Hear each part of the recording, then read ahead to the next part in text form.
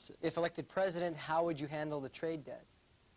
We wouldn't worry a whole lot about it. We'd have sound money. And when you have sound money and free trade, you don't worry about trade deficits. Do you know what the trade deficit is between New York and Texas?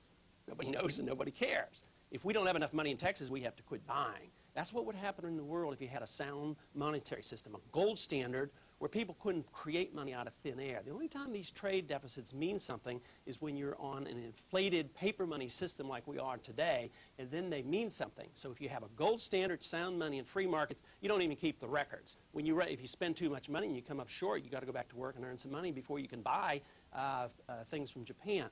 The fact that we buy a lot of things from Japan, if it were a free market, Japan couldn't do anything else with those dollars except spend them. They'd either have to loan them back to us or they'd buy something from us. So some of those figures aren't very meaningful. What we need is a free market, free trade, and sound money. Very few people are talking about sound money.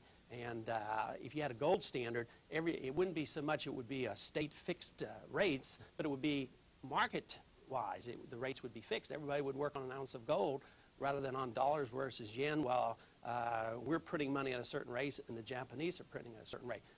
That would all vanish, and you wouldn't have any of these trade problems. But even if you go to the gold standard and you say the United States is now a free trade, open market, anything goes, how is that going to bring down the walls that Japan has built up against U.S. products? It would be irrelevant because it would hurt the Japanese 10 times more than us. The only reason they can do that to us is we give them this $50 billion subsidy, and then they can turn around and be more choosy with what they do with us.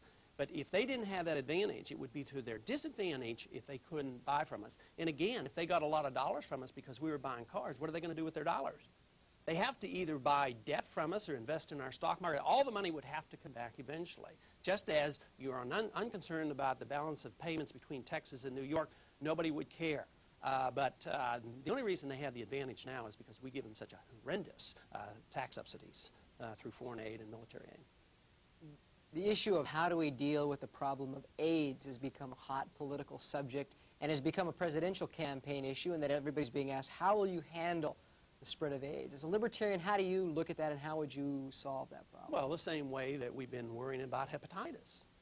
I mean, this has only been brought to light for special social and cultural reasons, but it should be handled the same way we handle hepatitis. The first thing a libertarian would say is never can your privacy be invaded. Never will you be compelled to do certain things, nor would there be prohibitions against you because of certain diseases. The private marketplace can handle this. If you're hiring somebody, you would have the right to ask certain questions and certain conditions, and then if it wasn't a mutual agreement, you don't have to hire anybody. But you would never be compelled to hire somebody in spite of the fact that you have an infectious disease. But certainly the government wouldn't assume the total risk of both solving the problem and then taking care of everybody that gets sick. I mean, that is not a libertarian society. That's a socialist society, and we're much more interested in letting the marketplace and free individuals take care of things. Besides, at the rate we're going, there's going to be no wealth in this country, and the only way you can have a wealthy society is to have a free society. Then you might have something left over to deal with a problem like this. So you'd be opposed to mandatory testing for AIDS? That's right. Everything would be done voluntarily between two individuals, but never compulsory mandatory testing by government. That to us would be taboo. The last point we'd like to touch on is the environment. If you're opposed to less government, how would you enforce environmental restrictions upon companies polluting the environment? You know, this is not an easy one, but a very important one in that there are some real good libertarian studies on this. The first thing is your body, you as an individual, and your property is sacred in the sense that nobody can hurt you or take your property. That includes your air that you breathe. So if there's a chemical plant that's spewing over chemicals into your place, he's violating your rights and doesn't have a right to. You have the right to go to the government and get an injunction against somebody who's polluting your air. So property rights can deal with this much better than the government has been doing. Governments are the greatest polluters. If you look at it, government is involved in all kinds of pollution of rivers and different things over the years. So it is much easier and much better. Except I would admit that there are some problems that are difficult. When you have rivers river pollution, interstate, and problems between countries. But it's still much better for us to handle these through the private marketplace and property rights than it is for the government.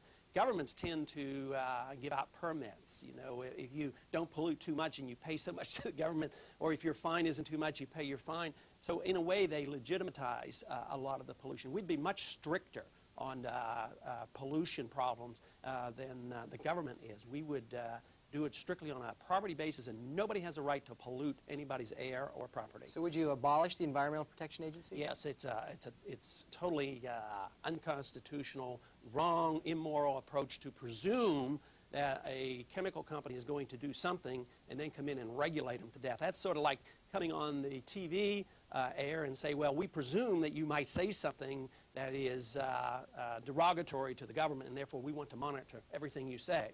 So we apply that same rule to the marketplace. If you're producing a product or the written word or the spoken word, we say no regulations. It should be done through the marketplace. If somebody uses slander, he should be, liable for this. If somebody pollutes your air, he should be liable and responsible for this. But it's much better to handle this through contractual voluntary arrangement and with the concept of private property rights. Ron Paul, a former congressman from Houston, Texas, and a candidate for the Libertarian Party's nomination for president, thanks for your time. Thank you. Nice to be here.